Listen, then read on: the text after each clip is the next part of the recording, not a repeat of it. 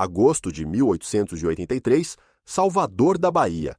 O calor intenso do verão se mistura ao fervor religioso que domina a cidade, enquanto todos se mobilizam para os preparativos da tradicional Festa da Boa Morte.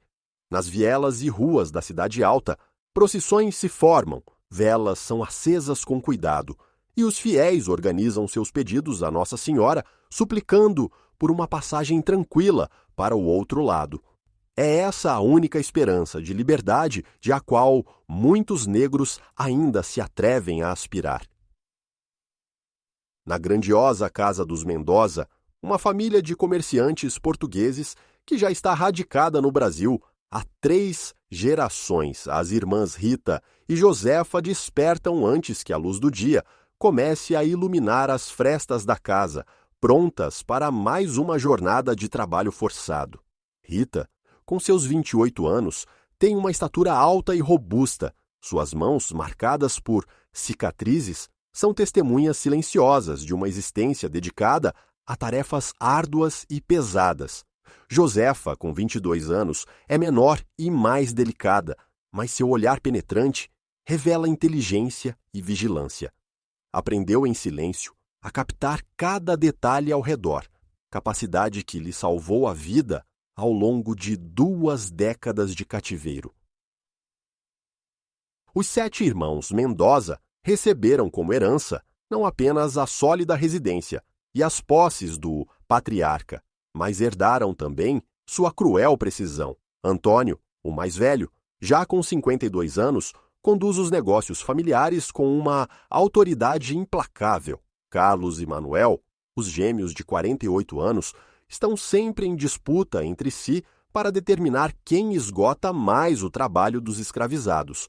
Sebastião, 45 anos, encontra prazer particular em humilhar as mulheres mantidas em cativeiro.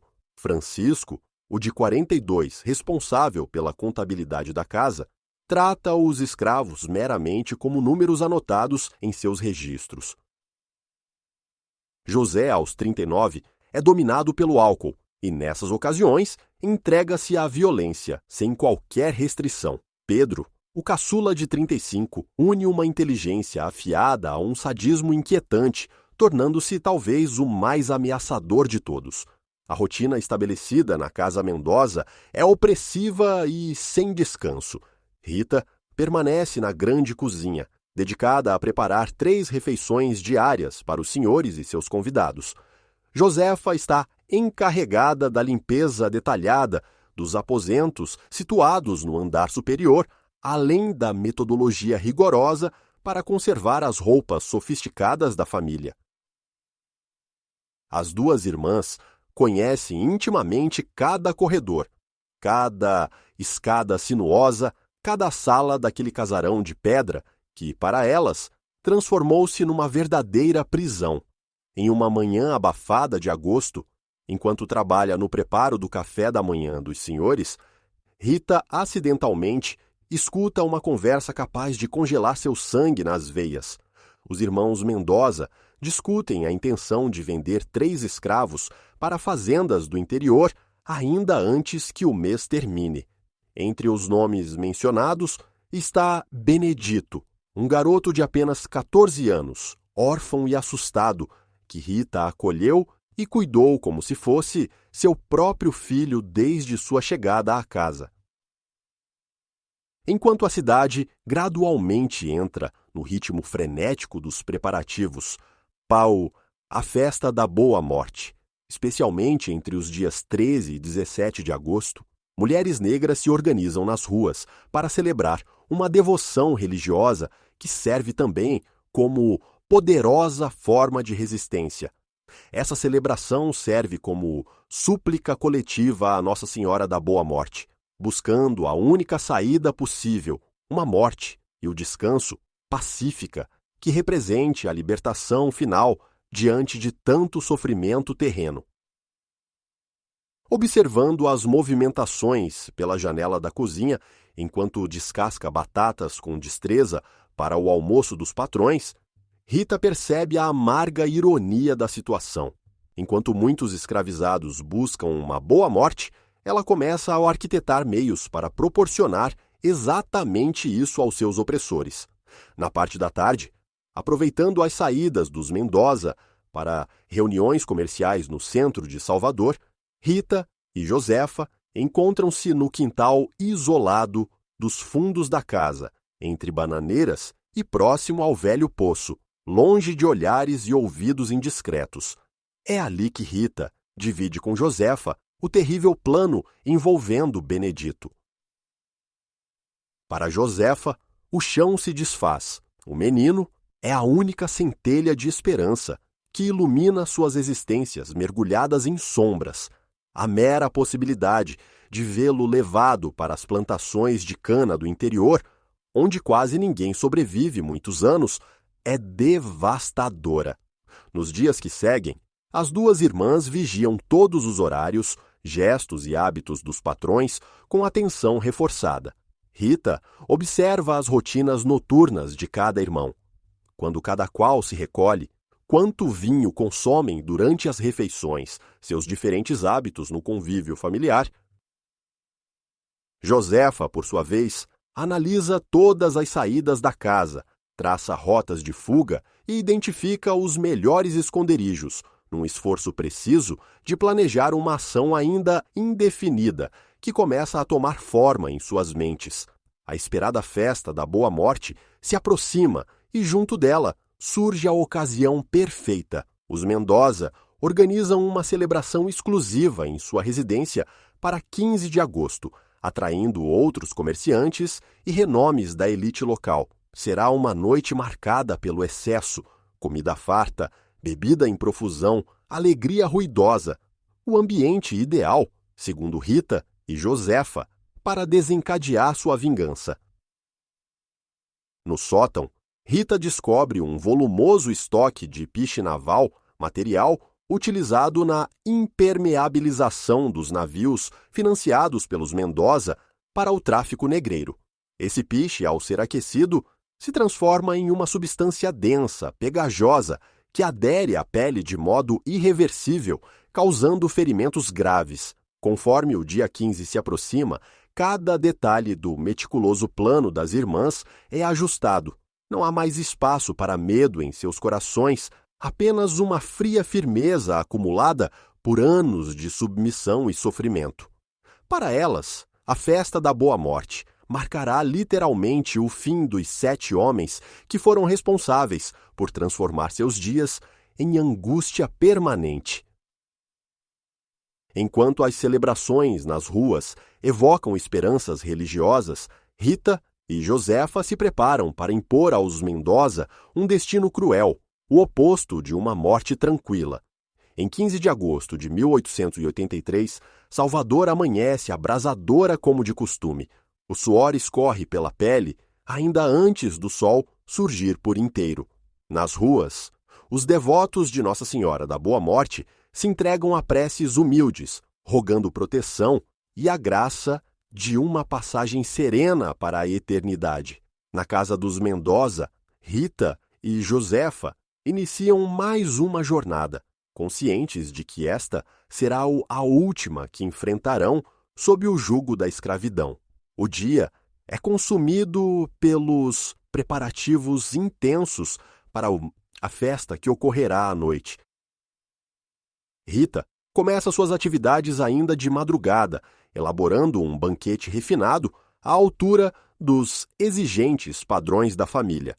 Peru, assado, leitão, bacalhau, doces sofisticados feitos com açúcar refinado das propriedades dos próprios Mendoza.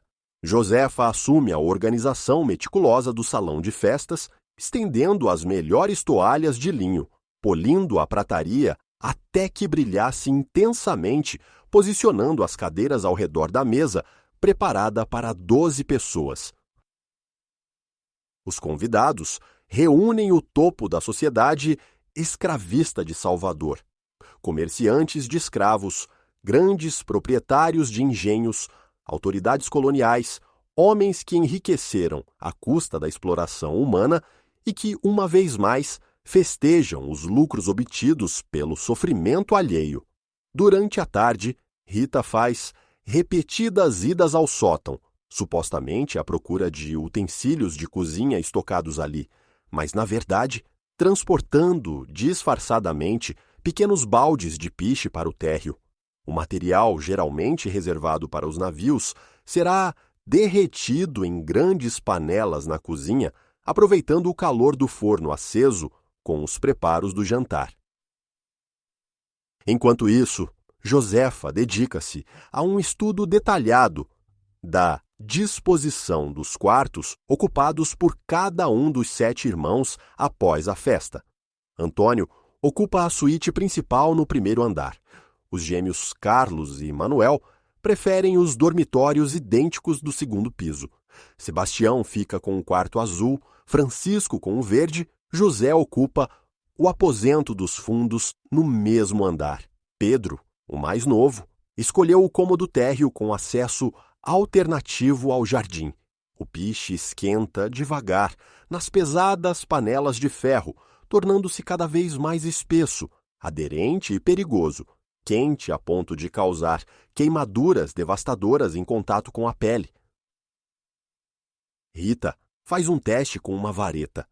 Quando o piche gruda completamente sem escorrer, ela reconhece o ponto ideal para o propósito pretendido. O entardecer anuncia a chegada dos convidados.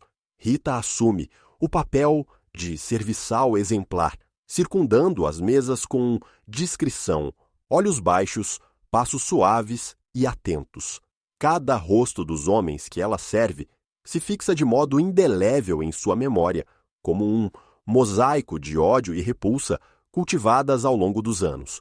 O jantar se arrasta noite adentro, regado a abundantes vinhos portugueses, fartura de comida, muitas risadas e conversas sobre negócios lucrativos. Os presentes discutem sem cerimônia as próximas aquisições de escravos, fazem planos de expansão, escarnecem abertamente da submissão servil de suas posses humanas. Rita e Josefa permanecem alertas, ouvindo tudo, sentindo crescer a vontade de agir. Próximo da meia-noite, os visitantes começam a se despedir aos poucos, até que apenas reste os 7 irmãos Mendoza, todos excessivamente embriagados pelos excessos do banquete. Um a um se retiram, cambaleando, tropeçando nas escadas, murmurando canções desafinadas e sem terem consciência alguma de que aquelas são as derradeiras horas de suas vidas. Rita e Josefa aguardam com paciência na cozinha, esperando o silêncio absoluto tomar conta da casa. O último som é o de Pedro. Fechando calmamente a porta do quarto no sótão, as irmãs dão início ao ato final de sua terrível retaliação. É exatamente 2h15 da madrugada quando elas começam a executar o plano tão cuidadosamente arquitetado ao longo dos anos. Com ambas as mãos protegidas por grossos panos, Rita e Josefa carregam pesados baldes de piche, ainda quente, cuja viscosidade letal se mantém apesar de parcialmente resfriado. Elas descem pelas escadas de madeira, pisando com uma precisão impressionante, resultado de anos conhecendo cada tábua rangente, cada degrau que poderia denunciar um passo em falso. O primeiro homem a ser atacado é Antônio, o filho mais velho e chefe da família. Rita dirige-se ao quarto principal e encontra Antônio mergulhado num sono profundo, o rosto rubro pelo excesso de vinho consumido antes de dormir. Sem demonstrar nada além de frieza, ela despeja o balde de piche diretamente sobre o peito e o rosto do homem adormecido. Antônio acorda abruptamente, soltando um grito que rapidamente se converte em ruídos sufocados e desesperados, à medida que o piche se espalha por sua boca, nariz e olhos, colando-se de maneira implacável à sua pele exposta e começando a corroer os tecidos. Ele ainda tenta remover o material viscoso com as mãos, mas em vão. Ao contrário, apenas espalha a substância mortal pelos braços e pescoço. Enquanto Rita cumpre sua parte, Josefa age ao mesmo tempo no segundo andar, dirigindo-se aos quartos dos gêmeos, Carlos e Manuel, vítimas indefesas em seu sono. Com precisão quase automática e assustadora, Josefa transita de um quarto para outro, despejando piche escaldante sobre cada homem entorpecido pelo álcool e pela inconsciência. Logo, gritos de pura dor, sufocados e apavorados, ecoam pelos quartos, criando na casa uma verdadeira orquestra de sofrimento e agonia, cujos ecos vibram nas paredes grossas de pedra do casarão. Sebastião, tomado pelo pânico, tenta sair correndo do quarto ao sentir o piche queimando suas pernas, mas a substância pegajosa o faz tropeçar e cair pesadamente no corredor, incapaz de escapar. Francisco ainda acorda a tempo de avistar Josefa entrando em seu quarto, mas é tarde demais. O piche já avança em voo contra seu rosto, antes mesmo que o pobre homem consiga emitir um pedido de socorro. Enquanto isso, José e Pedro, alojados nos quartos mais afastados, ouvem vagamente a turbulência e as vozes desesperadas dos irmãos, mas estão tão profundamente embriagados que mal compreendem o que se passa, tornando-se alvos fáceis quando Rita e Josefa finalmente chegam até eles. Assim, a execução do plano se conclui de maneira implacável. A substância negra e abrasadora cobre completamente os últimos dois irmãos, selando seu destino de horror. Em questão de menos de um quarto de hora, os 7 irmãos Mendoza jazem agonizando em seus respectivos quartos, cobertos pelo piche assassino. Alguns ainda emitem gritos abafados de dor insuportável. Outros já se renderam à morte provocada pela asfixia ao terem as vias aéreas obstruídas. Um odor intenso de carne queimada se instala por todo a casa, misturando-se ao som dos gemidos agonizantes dos moribundos. As irmãs, agora unidas no sótão, estão sujas de piche, mas seus olhos brilham intensamente, cheios de um sentimento de realização. 2 décadas de escravidão, humilhação profunda e violência desmedida finalmente tiveram sua fatura paga. Os homens que até então as viam apenas como propriedades sem alma, sentem, enfim, o que é ser reduzido a uma condição sub-humana. Sem demonstrarem pressa, Rita e Josefa recolhem o pouco que possuem e seguem discretamente em direção à porta dos fundos. Do lado de fora, a festa da Boa Morte prossegue, animando as ruas de Salvador. Fiéis continuam a rezar nas igrejas, pedindo uma travessia serena para a alma. Ironicamente, as irmãs concederam aos 7 Mendoza aquilo que a festa celebra, uma boa morte, libertando-os de suas maldades terrenas para sempre. O dia seguinte, 16 de agosto de 1883, nasce encharcado de um silêncio tétrico na propriedade. Benedito, o jovem escravizado, criado por Rita como filho, acorda na senzala e logo percebe que há algo errado. Um silêncio pesado paira sobre o grande casarão. Estava acostumado a ouvir, por volta desse horário, as imprecações estridentes de Antônio, ordenando o início do trabalho do dia. Sem entender, Benedito sobe as escadas até os aposentos dos patrões, carregando a bandeja de café da manhã preparada cuidadosamente por Rita antes do amanhecer. Mas o que encontra não condiz com a rotina. A cozinha está deserta, fria, com claras evidências de uma movimentação intensa noite adentro. Grandes panelas permanecem sujas, os fornos ainda exibem cinzas não recolhidas e um cheiro pesado, desconhecido, toma o ambiente. Ele decide então ir ao quarto de Antônio. Ao abrir a porta, a visão do que está diante dele é tão chocante que suas mãos tremem e deixam a bandeja cair, espalhando café e estilhaços de porcelana pelo chão.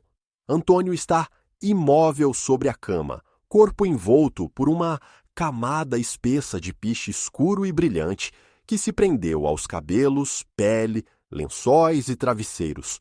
Seu rosto parece deformado pelo sofrimento, os olhos vidrados e arregalados em pânico, a boca aberta em um grito petrificado. O horror atinge novas proporções quando Benedito vai de um quarto ao outro. Carlos e Manuel, os gêmeos, estão no mesmo estado de pavor e sofrimento. Sebastião, por sua vez, está caído no corredor, com metade do corpo recoberto por aquela substância mortal. Francisco, ainda sentado na cama, parece ter tentado escapar no último instante. José e Pedro, já nos quartos mais distantes, mostram traços de uma agonia longa e desesperadora. Todos os 7 Mendoza estão mortos, e o piche, agora endurecido, testemunha a crueldade da morte que tiveram, lenta, torturante, implacável. Desesperado, Benedito percorre a casa, em busca de Rita e Josefa.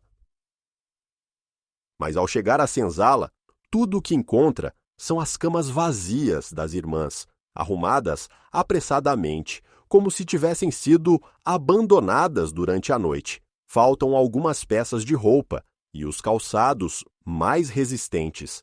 O inevitável fica claro. As irmãs consumaram uma vingança violenta, jamais vista nos anais da escravidão em Salvador, e partiram na calada da noite, sumidas sem deixar rastro. A notícia corre como fogo em capim seco pela vizinhança. Em meio ao choque e ao desespero, Benedito corre até a casa mais próxima pedindo socorro. Dentro de algumas horas, o casarão dos Mendoza está cercado por uma multidão composta de policiais, médicos e curiosos. O Dr. Sampaio, médico da tradicional família há décadas, examina atentamente os corpos, exibindo um misto de horror profissional e mórbida fascinação diante do quadro macabro. O piche está tão grudado à pele dos mortos que não consegue ser removido sem arrancar pedaços da carne junto. As queimaduras são tão severas que nenhum tratamento da época seria eficaz. Alguns dos irmãos Mendoza morreram por sufocamento, já que o piche obstruiu suas vias respiratórias. Outros pereceram em consequência do choque provocado pelas queimaduras profundas. O delegado Castro, encarregado pela investigação, interroga minuciosamente todos os escravos ainda presentes na casa. Benedito, tomado por lágrimas e nervosismo, repete incansavelmente sua versão. Acordou e encontrou os patrões mortos, enquanto Rita e Josefa haviam desaparecido. Os demais escravizados apenas repetem: ninguém viu, ninguém ouviu, ninguém sabe de nada do que aconteceu durante a madrugada. A cidade inteira é tomada por uma mistura de horror e fascínio diante do crime. Manchetes grandiosas são impressas nos jornais da região, barbárie inédita na Cidade Alta e escravas matam 7 senhores com piche fervente. O episódio abala profundamente a sociedade escravocrata de Salvador, que se sente ameaçada pela ousadia e engenhosidade das assassinas.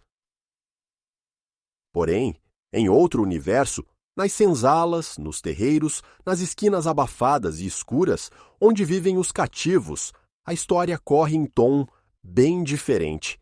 Rita e Josefa tornam-se quase que imediatamente lendas vivas, modelos de resistência para tantos que sonham com liberdade. Seus nomes passam a ser murmurados com respeito e esperança.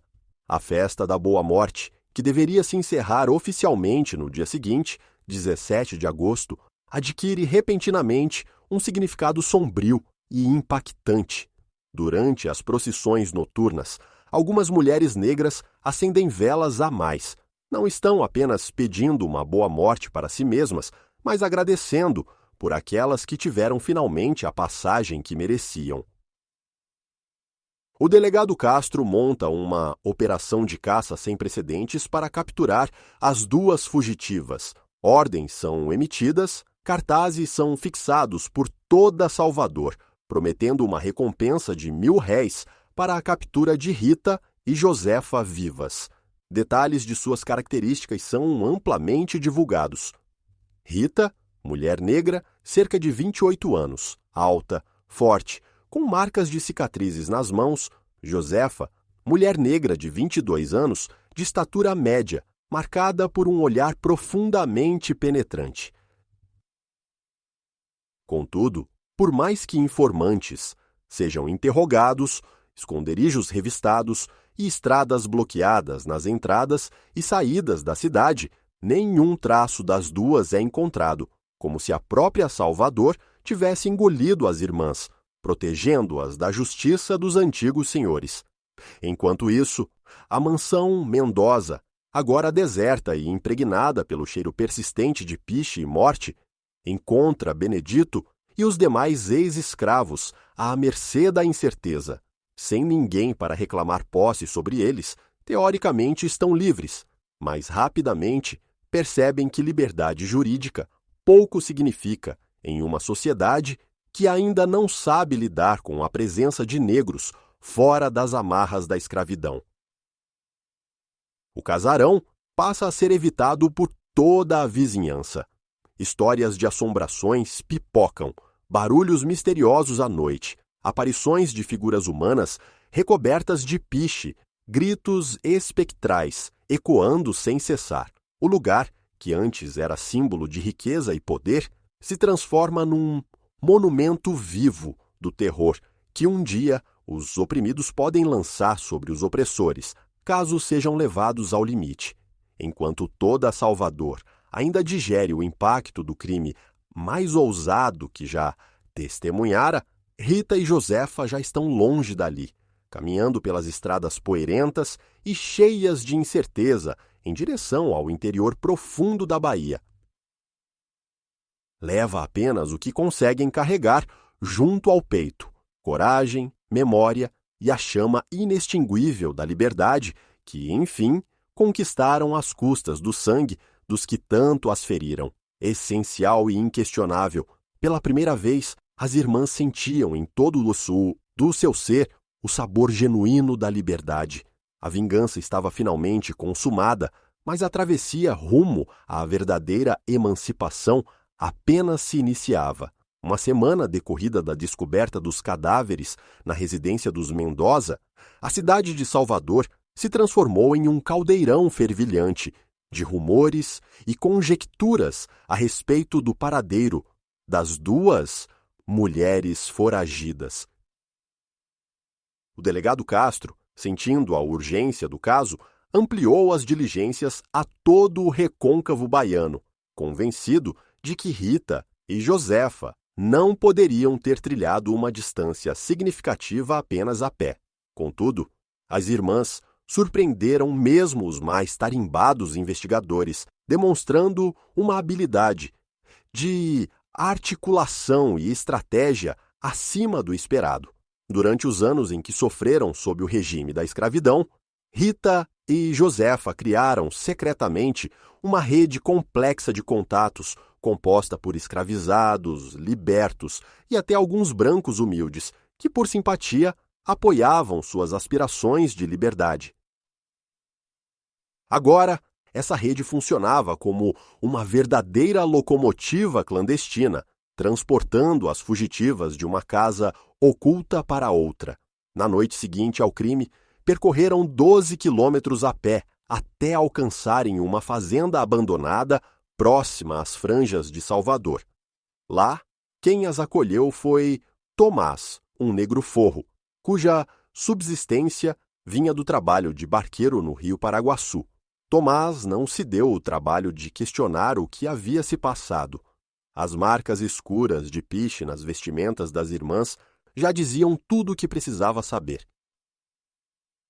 Durante 3 dias inteiros, Rita e Josefa se mantiveram escondidas no sótão da morada de Tomás, enquanto ele se preparava para garantir a travessia das duas, rumo ao interior. Enquanto isso, toda Salvador fervilhava em torno do crime recente. Cartazes impressos com os traços das fugitivas, começaram a surgir por esquinas tumultuadas e pontos movimentados de comércio. Rapidamente, a recompensa por sua captura foi elevada para 2.000 réis, quantia considerável, capaz de tentar muitos a denunciá-las. Tomás, astuto, viabilizou um barco de aparência modesta para essa travessia noturna do Paraguaçu até Cachoeira na noite de 23 de agosto. O responsável pela condução era Sebastião, um mulato de idade avançada que fazia sua vida transportando lenha até casas de farinha pelo interior e que, assim, poderia ocultar Rita e Josefa entre os touros silenciosamente. A viagem pelo rio foi longa. Durante 8 horas, o barco deslizava sobre águas serenas enquanto um céu pontilhado de estrelas observava tudo. As irmãs mantiveram-se caladas, apreciando as margens onde canaviais e engenhos se erguem, enquanto outros, escravizados, seguiam ainda presos à rotina opressora da servidão. Sabiam que seu ato de fuga acendia esperanças entre os cativos, mas também instigava maior vigilância e repressão contra eles. Chegando à Cachoeira, contaram com o amparo de Maria Filipa, uma ex-escravizada alforriada que administrava um pequeno e movimentado mercado à beira do rio. Maria havia participado, alguns dias antes, da festa da Boa Morte e compreendeu de imediato o real significado da tragédia em Salvador. Para ela, Rita e Josefa eram muito mais do que criminosas. Eram combatentes, mulheres de coragem que não só conquistaram sua própria liberdade, mas também prestaram homenagem à memória de todos os que sucumbiram sob o peso do cativeiro. Com eficiência e segredo, Maria providenciou roupas novas, documentos falsificados que as identificariam como trabalhadoras livres e ainda contatos estratégicos em Santo Antônio de Jesus, onde as irmãs poderiam recomeçar como assalariadas em plantações de fumo.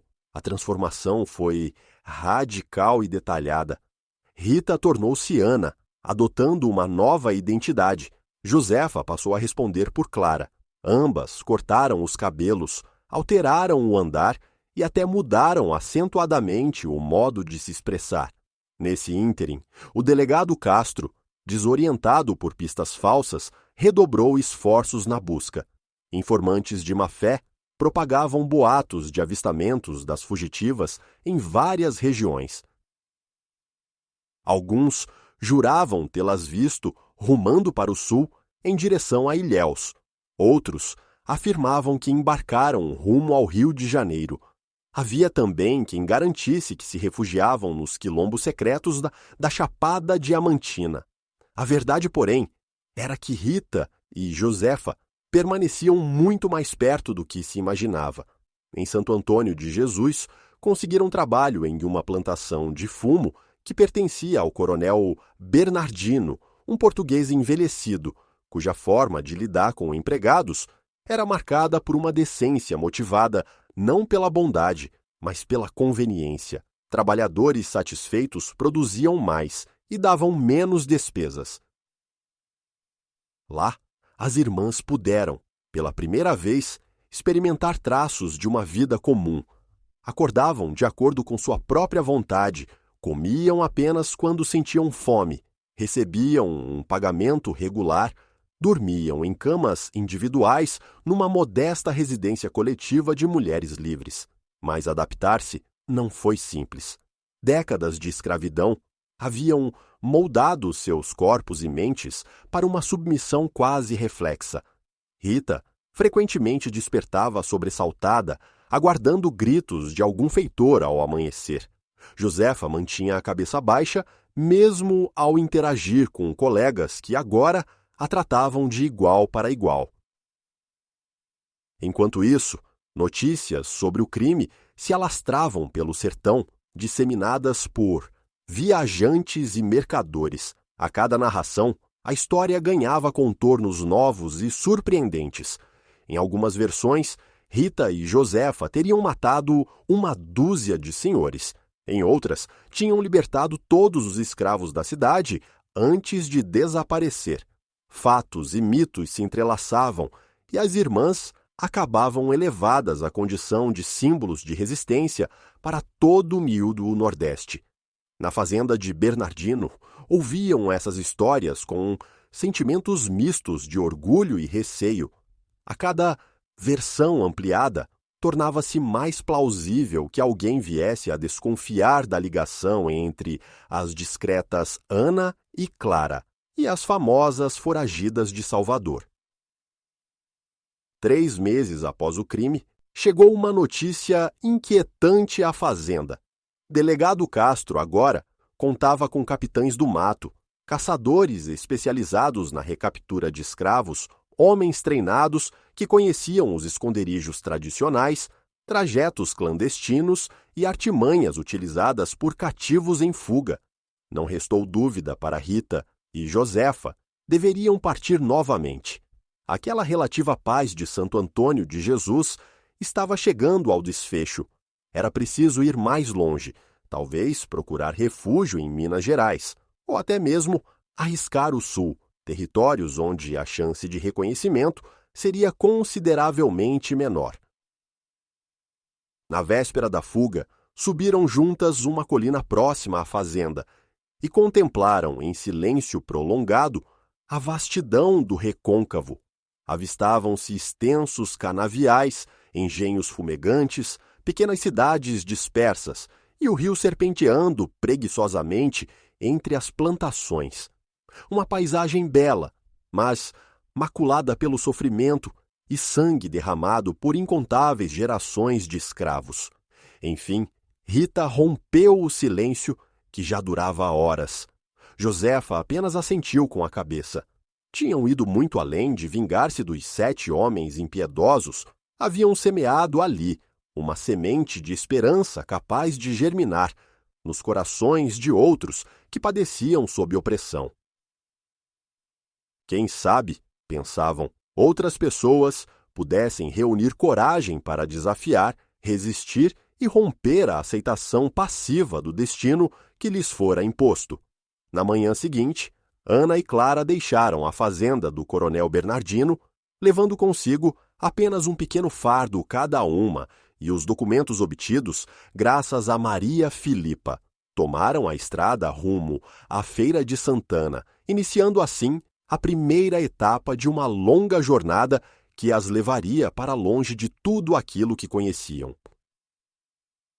Atrás delas, o recôncavo baiano persistia em a sua rotina de plantio e colheita, mas daquela vez carregando uma narrativa renovada.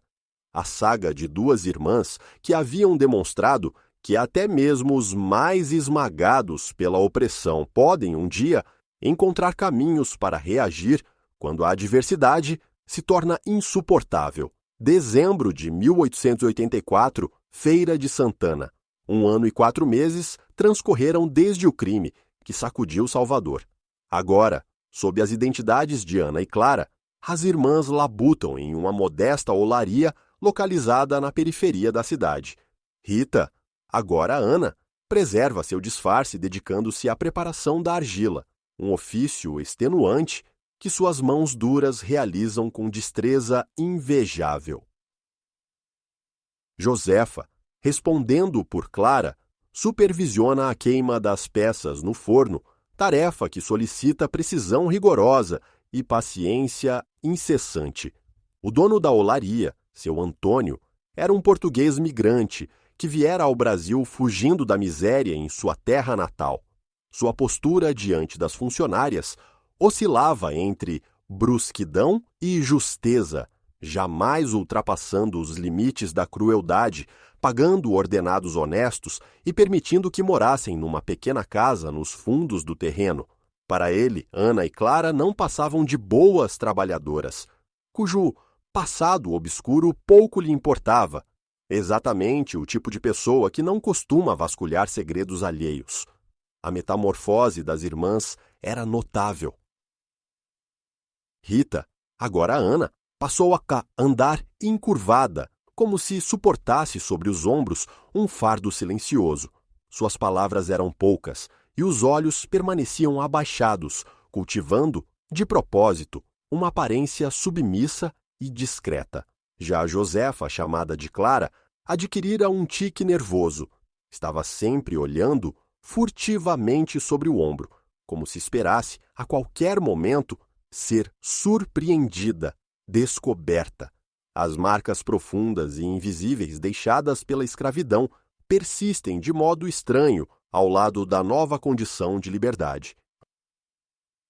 Rita, por exemplo, mesmo sem a urgência de afazeres para cumprir logo ao raiar do dia, ainda acorda antes que o sol nasça, impelida por hábitos antigos, enraizados no medo e na disciplina forçada. Josefa, por sua vez, sem perceber, curva a cabeça instintivamente sempre que vê homens brancos se aproximando, resultado de anos seguidos de submissão imposta, um reflexo automático difícil de abandonar. Apesar disso, há instantes de uma felicidade genuína, sentimentos até então desconhecidos durante os anos de cativeiro.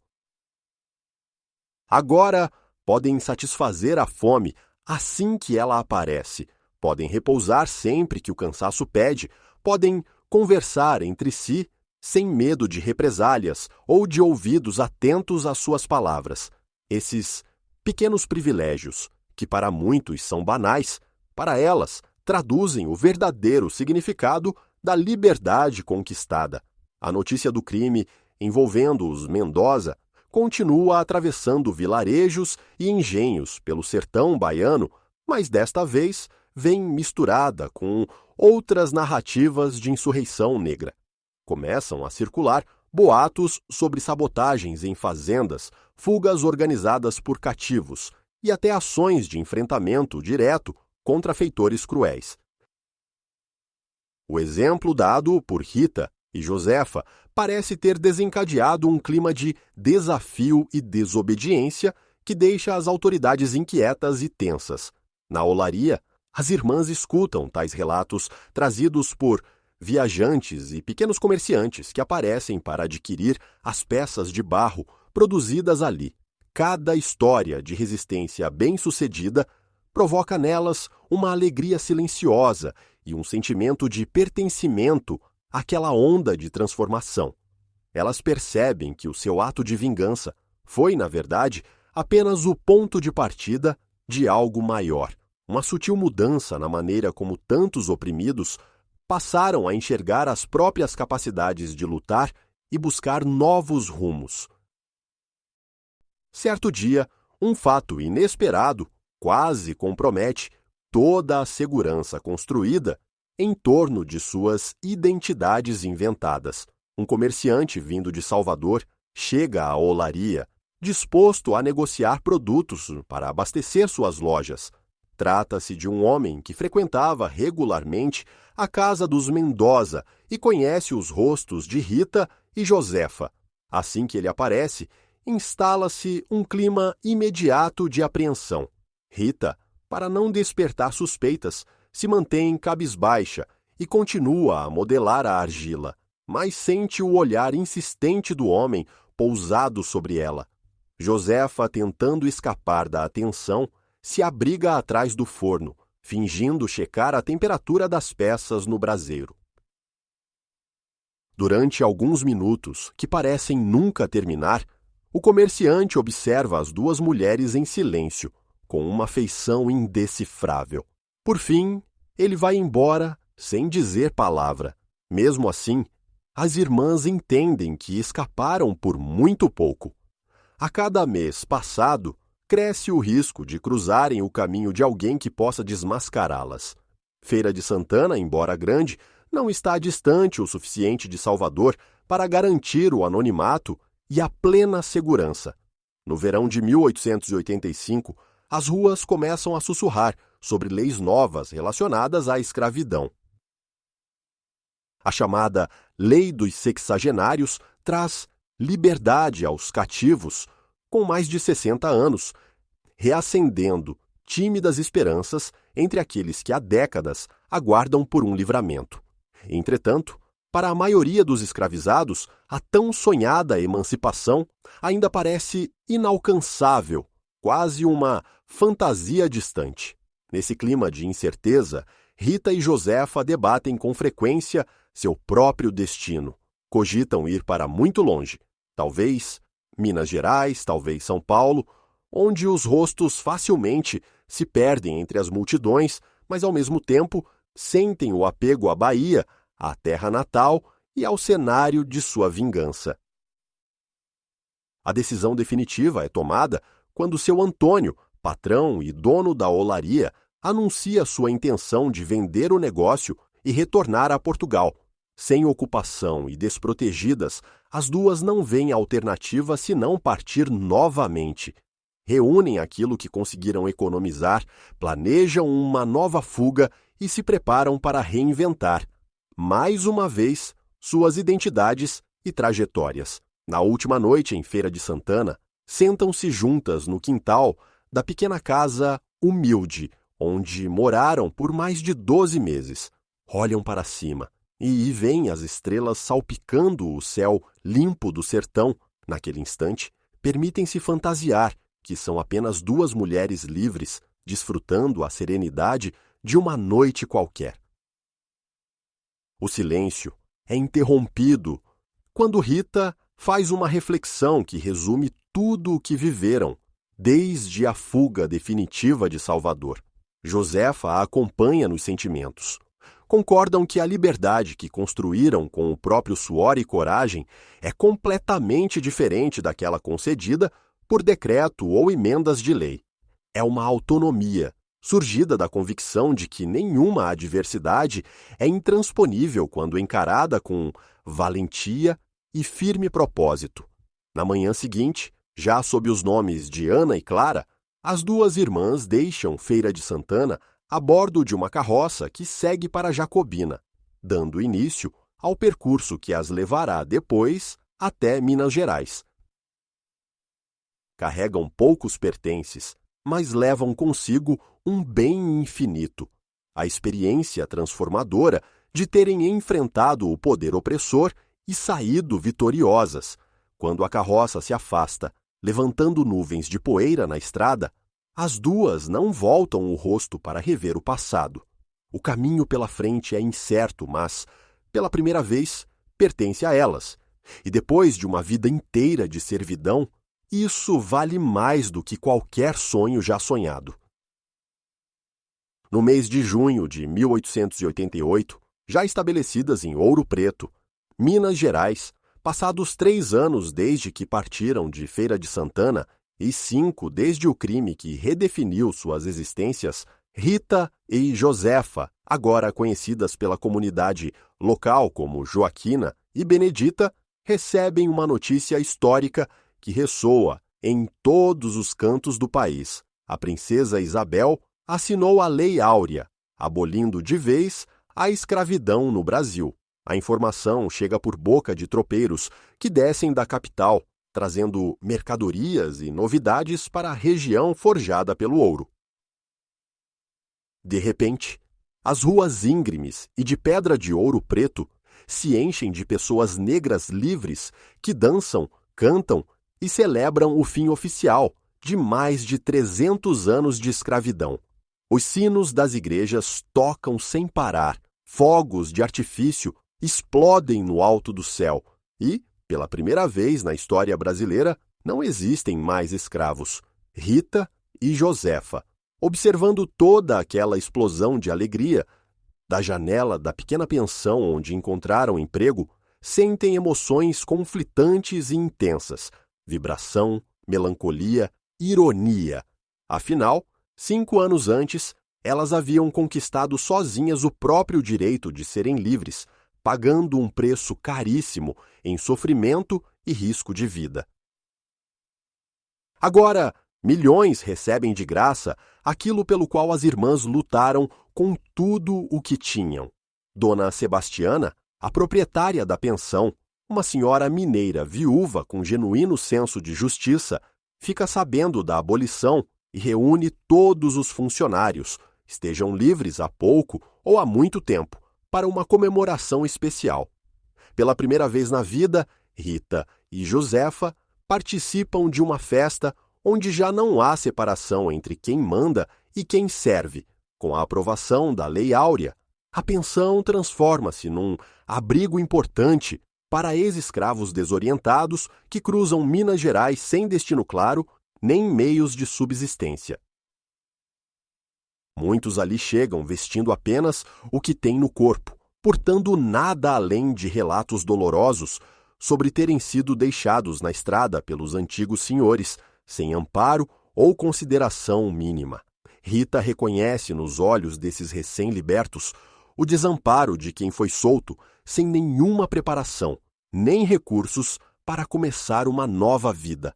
Lembra-se com amargura que ela e Josefa fugiram por conta própria, arrecadaram economias, inventaram identidades, enquanto aqueles companheiros de cor e sofrimento foram lançados sem aviso à incerteza da liberdade. Um caso em particular chama a atenção e emociona profundamente. Benedito, homem de 45 anos, aparece acompanhado da esposa Conceição e dos 3 filhos pequenos. Foram obrigados a deixar uma fazenda de café próxima a Juiz de Fora, depois que o fazendeiro alegou não poder mais arcar com vagabundos. Benedito dedicou 40 anos da sua vida à mesma propriedade, sem jamais receber salário ou reconhecimento mínimo. Agora, liberto, desconhece até mesmo o valor de uma moeda. A história dele toca Rita de maneira visceral. Sem comunicar nada a Dona Sebastiana, ela toma para si a missão de ensinar noções primárias de sobrevivência aos recém-libertos, incluindo como negociar preços nas feiras, identificar tentativas de engano e agir em situações até então restritas aos brancos ou livres. Enquanto isso, Josefa dedica-se às crianças. Muitas jamais frequentaram escola, não sabem ler nem escrever, conhecem apenas os rigores do campo. Josefa improvisa aulas com jornais velhos, carvão e o chão do quintal da pensão. Ensina o alfabeto, contas básicas, mas, acima de tudo, enfatiza a importância da dignidade, do autoestima e de se reconhecer como sujeito de direitos e sonhos. O que começa em sigilo, logo se espalha. Ex-escravos de cidades vizinhas buscam abrigo naquela pensão onde 2 mulheres negras ensinam o que é ser livre de corpo e, pouco a pouco, de espírito.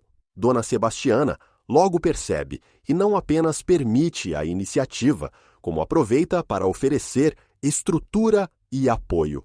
Em setembro de 1888, chega a Ouro Preto o professor Damasceno, educador negro formado no Rio de Janeiro, integrante de uma missão oficial para fundar escolas destinadas aos ex-escravizados. Ao se informar sobre o trabalho de Joaquina e Benedita, sua curiosidade aumenta. Duvida que 2 mulheres sem instrução formal possam causar tamanha diferença.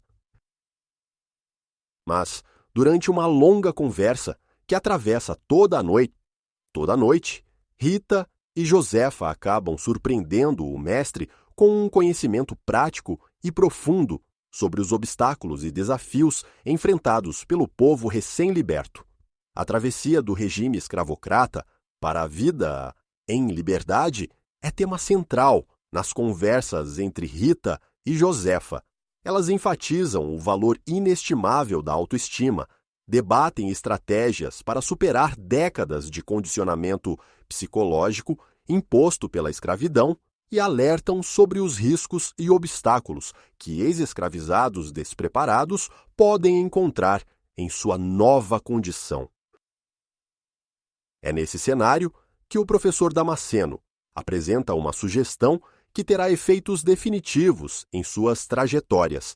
Convida ambas para atuarem como auxiliares na escola pública que planeja fundar em Ouro Preto. Trata-se da primeira instituição de ensino na região dirigida especialmente aos que foram libertos da escravidão, contando com respaldo do governo imperial e recursos vindos de grupos abolicionistas.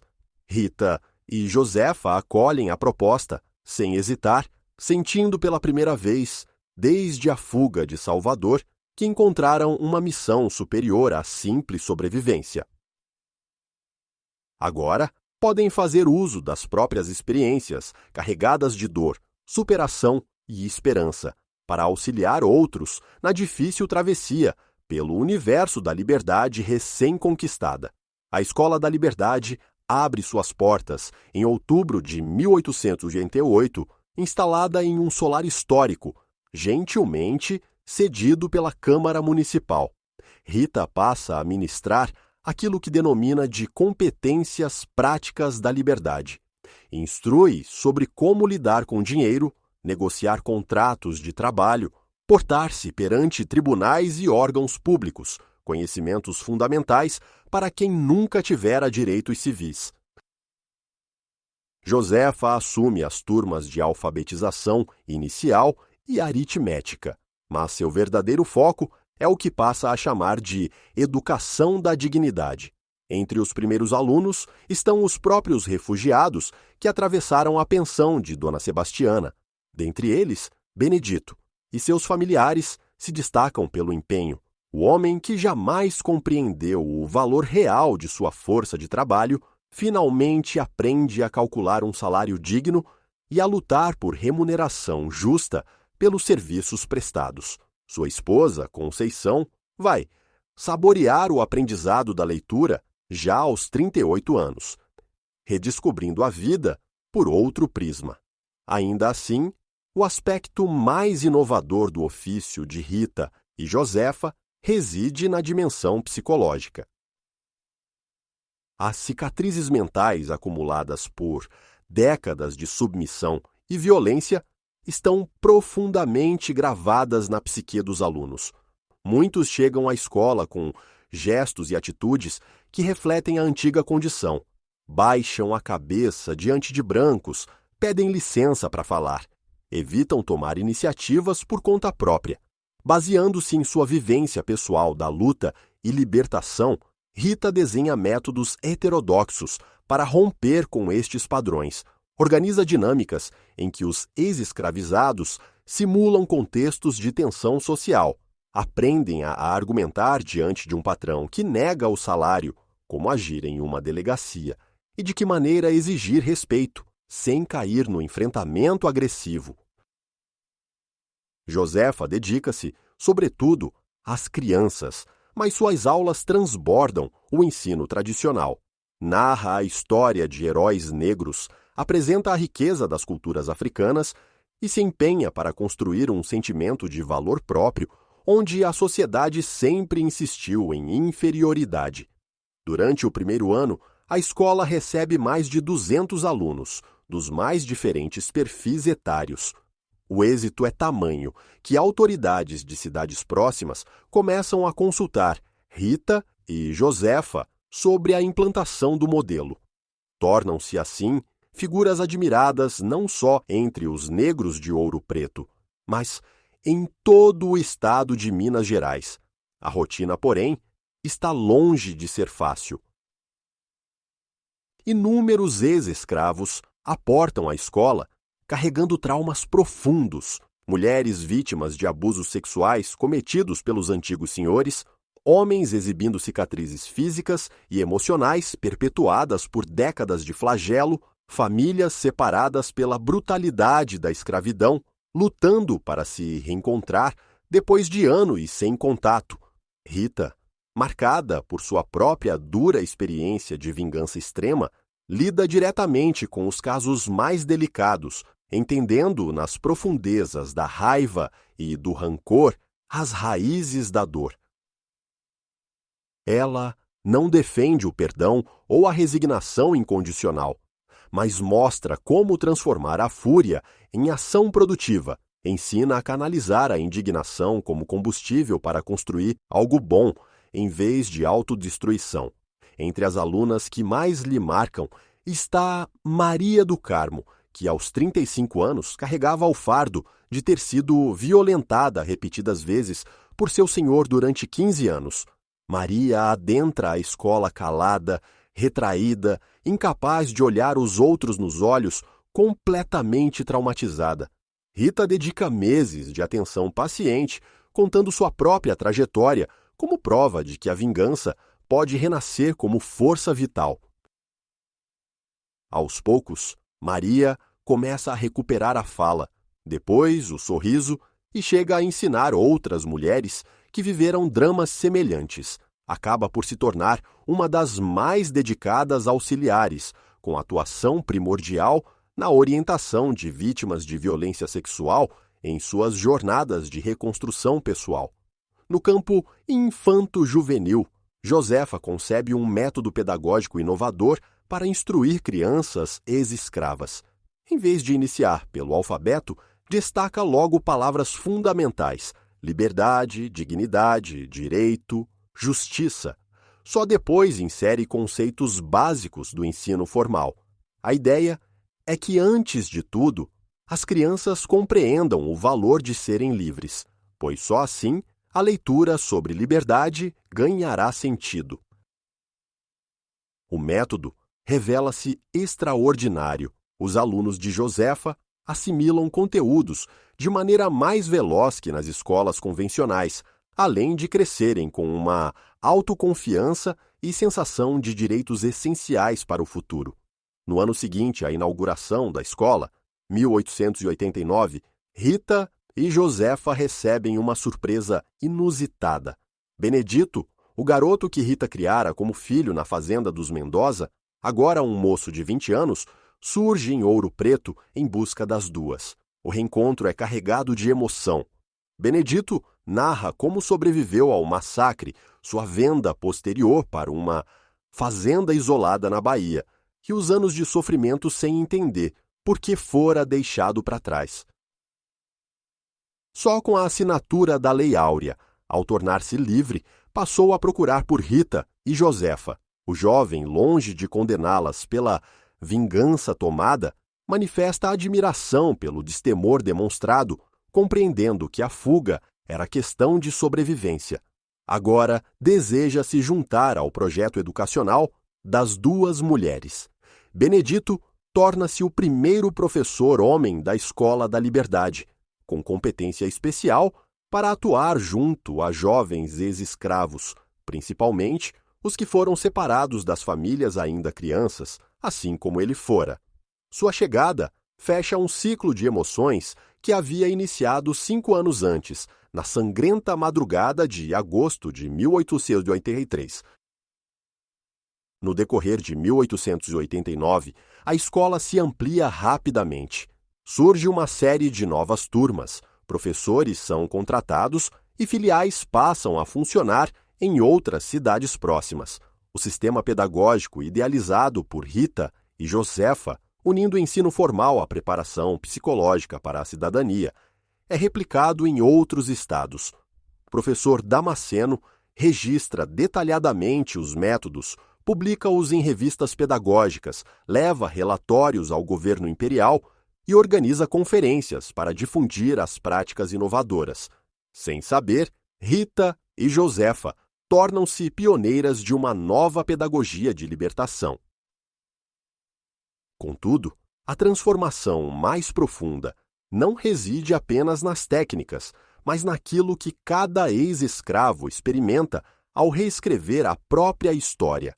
A cada adulto que aprende a assinar o nome, a cada criança que descobre a alegria de ler, ou a cada ex-escravizado conquistando o respeito próprio, assiste-se a uma singela vitória contra um sistema que tentou apagar sua humanidade. Rita, frequentemente, reflete sobre o tortuoso caminho que a levou até ali. Desde a vingança furiosa na casa dos Mendoza até a função de educadora em Ouro Preto, trilhou uma vereda impensável. Aquela raiva que a impulsionara a atear fogo em 7 homens foi sublimada em energia positiva para libertar mentes e, sobretudo, corações. Josefa, por sua parte, realiza, enfim, no ensino das crianças, a satisfação que nunca experimentara enquanto cativa. Cada aluno por ela ensinado representa um destino recuperado e um amanhã erguido sobre pilares de dignidade e amor próprio. Oprimem-se o medo e a submissão, florescem autoestima e esperança. No mês de dezembro de 1889, quando a República é proclamada no Brasil, a Escola da Liberdade já acolhe mais de 400 estudantes assíduos e formou centenas de ex-escravos que seguiram novos rumos. O impacto desse projeto espalha-se por todo o país. A instauração da República traz promessas de mudanças profundas para o trabalho pedagógico. O novo regime, em tese mais progressista, compromete-se com maior apoio à educação dos libertos. Na prática, porém, as alterações acontecem com lentidão, cercadas por burocracias. Rita e Josefa passam a aprender como navegar pelo novo cenário político, valendo-se de toda a astúcia desenvolvida ao longo de anos de luta por sobrevivência. Fuga. Em certa noite de dezembro de 1889, as duas irmãs sentam-se para refletir, fazendo um cuidadoso balanço de todas as conquistas e mudanças que alcançaram desde aquela fatídica madrugada de 1883. No quintal da escola, rodeadas pela penumbra, observam em silêncio algumas alunas adultas mergulhadas nos livros, estudando à fraca luz de lampiões e ali, naquele cenário tão distinto do seu passado, encontram, enfim, uma serenidade inédita com relação às decisões que tomaram ao longo dos anos. A vingança que efetivaram contra os Mendoza foi dura, implacável, mas necessária, ainda que seu verdadeiro legado não esteja calcado na ruína que trouxeram, e sim naquilo que conseguiram erguer depois disso. Elas pegaram toda a dor e humilhação que viveram, transformando em conhecimento profundo, em sabedoria utilizada para libertar outros que passaram pelas mesmas dores. Usaram toda a sua vivência íntima de sofrimento para ensinar novas formas de resistir e superar a opressão. Após horas de quietude, Rita resolve romper o silêncio. E logo depois, Josefa deixa escapar um sorriso, um gesto raro, há tempos em seu rosto. Durante aquela noite de dezembro de 1889, Rita e Josefa conseguem adormecer tranquilas, algo que não sentiam há décadas. As consciências estão leves, os corações preenchidos de sentido, e as existências parecem finalmente guiadas por um propósito real. A vingança cometida muitos anos antes acaba por revelar sua essência. Não se tratou somente de destruição, mas também de criação. Criação de novas oportunidades, de esperança, de possibilidades reais de liberdade. O tempo flui. A Escola da Liberdade se consolida como uma das instituições mais reconhecidas do Brasil. Rita e Josefa, agora identificadas por suas verdadeiras identidades, passam a ser chamadas para compartilhar suas histórias em conferências em diversas cidades, orientar a fundação de outras escolas e transmitir sua vivência singular de quem atravessou da escravidão à liberdade. Em 1895, uma década após terem selado sua vingança, recebem uma homenagem formal do governo de Minas Gerais em reconhecimento pelos valiosos serviços à educação. É uma ironia do destino. Duas mulheres que iniciaram a vida em liberdade como foragidas e assassinas passam a ser vistas como referências e pioneiras na educação. No entanto, para Rita e Josefa, o que realmente importa não são os prêmios e diplomas oficiais, mas as vidas transformadas, ex-alunos encontrados pelo país inteiro que conseguiram construir histórias dignas a partir dos ensinamentos recebidos na Escola da Liberdade. A satisfação maior está nas crianças que cresceram, tornaram-se adultos realizados e agora criam seus próprios filhos, baseando-se nos valores de respeito próprio e dignidade. Chega o ano de 1900, última fronteira do século XIX, quando Rita já tem 45 anos, e Josefa, 39. São 15 anos dedicados à causa da educação dos ex-escravizados e seus descendentes. Milhares de pessoas passaram pelas salas que conduziam e ali aprenderam não apenas a ler e escrever, mas principalmente a serem seres humanos plenos, conscientes e livres. O episódio das irmãs Rita e Josefa, que incendiaram 7 senhores durante a festa da Boa Morte, em 1883, é agora uma lenda além dos fatos concretos. Elas mostraram ao mundo que até os gestos mais extremos de violência podem ser ressignificados e utilizados como força construtiva para o bem. A caminhada delas da vingança à redenção evidencia que liberdade não corresponde apenas à ausência de cadeias físicas, mas sim à existência efetiva de dignidade, aprendizado, chance e esperança. Elas não se libertaram somente a si mesmas, ajudaram centenas a romper grilhões invisíveis, mentais e emocionais, deixados pela escravidão. E quem sabe, este tenha sido realmente o maior e mais duradouro triunfo das duas irmãs.